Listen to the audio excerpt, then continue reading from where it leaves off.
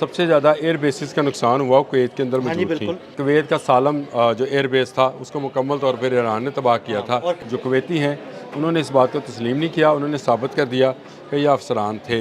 ये कश्ती जो थी ये ठीक है पासदारानी इनकलाब का नेवल बोट थी, ये निगरानी पर मौजूद थी। इसका नेविगेशन सिस्टम जो था ख़राब हुआ और ये कुवैती साहल बोबियान के करीब चली गई। कुवैत एक मरकज़ रहा है अमेरिकन कमांड एंड कंट्रोल का। एक और हमला, एक और जंग, ईरान और कुवैत में जंग छिड़ गई। कुवैत ने ईरान की एक कश्ती पर कब्ज़ा किया है, 4 एहलकारों को हिरासत में लिया है और इस बारे में ईरान की जानिब से बड़ा सख्त रद्द-ए-अमल सामने आया है। क्या होने जा रहा है, आमिर रज़ा से बात करते हैं। आमिर भाई, कुवैत ने ईरान की एक कश्ती पर कब्ज़ा किया है, उनके एहलकारों को हिरासत में लिया है और ईरान का बड़ा सख्त रद्द-ए-अमल आया। वो कह रहा है कि कुवैत आग से खेल रहा है। क्या होने जा रहा है? देखिए, पहली बात तो यह है कि कुवैत उसका हदफ रहा है ईरान का, और कुवैत के अगर आप हम जो करते रहे व्लॉग्स, उसमें जो सबसे ज़्यादा एयर बेसिस का नुकसान हुआ वो कुवैत के अंदर मौजूद थी। और कुवैत में ही 5 जो इनके F-15 थे, वो लड़ाका तैयार थे, वो गिरे थे। और कुवैत का सालम जो एयर बेस था उसको मुकम्मल तौर पर ईरान ने तबाह किया था। और कुवैत में ही एक खुफिया एयर बेस भी निकली थी इसराइल की। अच्छा, ये सारी चीज़ें जो हैं ये कुवैत से रिलेटेड हैं। और कुवैत एक मरकज़ रहा है अमेरिकन कमांड एंड कंट्रोल का, क्योंकि अमेरिकन जो थे कुवैत से ऑपरेट करते रहे हैं और ये आज से वहाँ पे नहीं है। जब आप वे बैक आज से 25 साल पहले पीछे चले जाएं, तो जब इराक़ ने हमला किया था उसके बाद से सबसे पहले कुवैती जो थे वो अमेरिकन ने बचाए थे।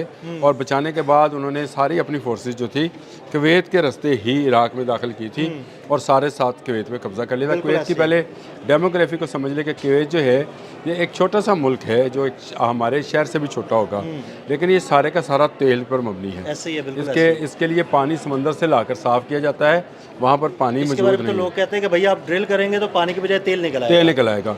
और जो खलीफा यहाँ पर हैं इस वक्त हुक्मरान हैं, वो पूरी के पूरे अमेरिकन क्या एहसानों के नीचे दबे हुए हैं। और ये एहसानात के नीचे दबने होने की वजह से अमेरिका और इसराइल दोनों इस मुल्क की ना सिर्फ दौलत इस्तेमाल करते हैं बल्कि इसकी टेरिटरी, इसकी एयर स्पेस, इसका तेल चूस गए, सारा चूस गए।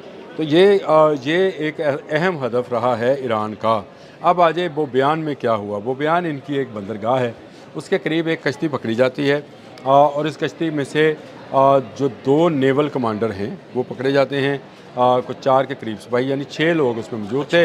कुछ फायरिंग का तबादला हुआ, एक कुवैती फ़ौजी जो है वो हलाक भी होता है, 2 भागने में कामयाब, क्योंकि ये टोटल 4 कश्तियाँ थीं जिनमें से एक पकड़ी गई, जिसमें से 4 जो हैं पासदारानी इनकलाब के 2 ऑफिसर्स हैं, 2 सेलर्स हैं, उनको गिरफ़्तार कर लिया गया। शुरू में ये कहा गया कि ये शायद फ़िशिंग बोट्स थी जो फ़िशिंग के लिए आई थी और भटक कर वो बयान की तरफ चली गई। लेकिन जो कुवैती हैं उन्होंने इस बात को तस्लीम नहीं किया, उन्होंने साबित कर दिया कि ये अफसरान थे। उसके बाद अब्बास अरागची का आपने जिक्र किया, उन्होंने कहा कि आग से खेल रहे हैं। ये कश्ती जो थी ये ठीक है पासदारानी इनकलाब का नेवल बोट थी, ये निगरानी पर मौजूद थी। इसका नेविगेशन सिस्टम जो था ख़राब हुआ और ये कुवैती साहल बोबियान के करीब चली गई। यहाँ पर कुवैत में ईरानी सफ़ीर मौजूद हैं आज भी। अच्छा, उनको बुलाया गया, ना सिर्फ उनको दफ्तर ख़ारजा में तलब किया गया बल्कि इस पर एहतजाज भी किया गया, क्योंकि एक कुवैती जो एहलकार है वो गोली लगने से हलाक हो चुका था। तो ये एक ऐसी नई टेंशन जो है, नई सूरत हाल जो है मौजूद है। ईरान मुतालबा कर रहा है कि जो 4 अफराद गिरफ़्तार किए गए हैं वो उनको ईरान के हवाले करें और जो कश्ती है उसको छोड़ दिया जाए। ये गलती से गई है, जबकि कुवैतियों का कहना है कि ये जासूसी बोट थी, ये जासूसी करने आए थे कि अमेरिकन के यहाँ पर इंस्टॉलेशंस कैसी हैं, कितनी पावरफुल हैं। और ये 4 कश्तियाँ थीं जिनमें से एक पकड़ी गई, 3 चली गई। इसका मतलब है कुछ डेटा वो अपने साथ ले गई। अब कुवैती और ईरानी जो हैं ये एक तरह से आमने सामने हैं। और कुवैत एक छोटा सा मुल्क है, इसका दिफा और किसी ज़माने में समझा जाता था कि अमेरिका का दिफा है, लेकिन कुवैत में मुसलसल रॉकेट्स और मुसलसल ड्रोन जो हैं वो होते रहे हैं। और कुवैत का डिफेंस जो है वो खुलकर उस वक्त भी सामने आ गया था जब F-15 इनके अपने जो थे F-15E ईगल्स जो थे वो कुवैती एहलकार की गलती से कह लें, जिसको ये फ्रेंडली फायर कहते हैं, पासदारानी इनकलाब ये दावा करते हैं कि उन्होंने गिराए थे, वो 5 जहाज़ जो हैं उसका हमेशा भी अमेरिका को भुगतना पड़ा। तो इसका मतलब ये है कि ये छोटा सा मुल्क जो है कोई बहुत बड़ी फ़ौज या ईरान के मुकाबले की फ़ोर्स नहीं रखता। अगर ये ईरान के मुकाबले की फ़ोर्स नहीं रखता और यहाँ पर मौजूद थाड और पेट्रियाट जो हैं बैटरीज़ को ईरान पहले से तबाह कर चुका है, इसकी तमाम एयर बेसिस को ख़त्म कर चुका है, तो मेरा ख्याल है कि कुवैत को इस सारे मामले से बाहर निकल जाना चाहिए। अगर वो इस मामले से बाहर ना निकले तो ईरान का अगला हदफ कुवैत होगा। ये जंग का माहौल है, इसमें ईरान पहले दिन से जिस मुल्क ने अमेरिका और इसराइल की मदद की उस मुल्क को उसने टारगेट किया था। कुवैत उसमें सरफ़हरिस्त रहा है। कुवैत में बहुत सारी इंस्टॉलेशंस थी जो सारे के सारे उसने तबाह कर दी।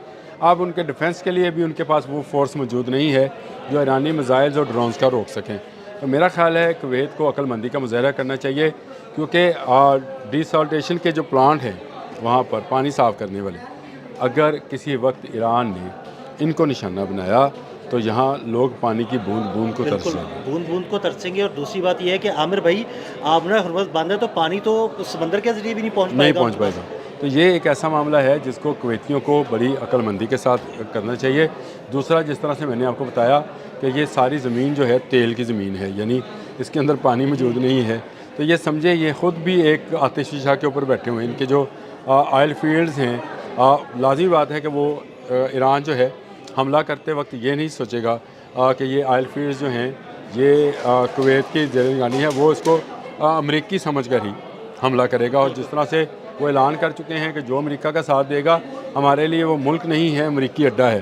तो ये कुवैत को मेरा ख्याल है इस मौके पर ईरान के साथ, जिस तरह सऊदी अरब ने एक अक्लमंदाना फैसला किया है कि उसने अपनी एयर स्पेस बंद की है और उसने कहा जी मैं ईरान के साथ जो है इस्तेमाल नहीं होने दूँगा, और इसी तरह से जो है कुवैत को भी करना चाहिए। कुवैत को इस कन्फ्लिक्ट में नहीं जाना चाहिए। कुवैत इस हवाले से कि कुवैत ताकत में कम है, छोटा सा मुल्क है, ताकत में कम है, बहुत छोटा नहीं है, तो वो बिल्कुल सरहद जो है वो ईरान के साथ मिलती है। ईरान तो ज़मीनी कार्रवाई भी कर सकता है। ईरान जो है ईरान ज़मीनी कार्रवाई करे ना करे, ईरान मिसाइल कार्रवाई ज़रूर कर सकता है, ड्रोन कार्रवाई ज़रूर कर सकता है। ईरान के पास अब नए ड्रोन्स आ गए हैं जिनको हैक भी नहीं किया जा सकता। तो आपके इंटरसेप्टर सिस्टम जो थे वो इस्तेमाल हो चुके हैं। ये इस पूरे 40 रोज़ा जंग में अमेरिका बेहद, मैं ये समझता हूँ कि खुलकर लोगों को पता चला कि ये कोई बड़ी ताकत नहीं थी, रोब ज़्यादा था, ना किसी का जो है ना वो दिफा कर सकता है, रोब ज़्यादा था, लेकिन वो निकला कुछ नहीं। तो इस पर मेरा ख्याल है कुवैतियों को मशवरा तो यही देना चाहिए।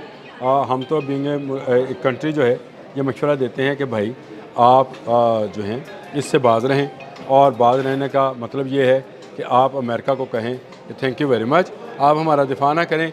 ईरान से कहें कि हमारी आपसे कोई दुश्मनी नहीं है, जो सेलर्स हैं इनसे इन्वेस्टिगेशन की जाएगी, अगर ये मुलव्वस हैं जासूसी में तो इनको सज़ा दी जाएगी, और अगर मुलव्वस नहीं हैं तो इनको ईरान के हवाले कर दिया जाएगा। ये एक सिंपल वे आउट है जो कुवैतियों को इस वक्त करना चाहिए।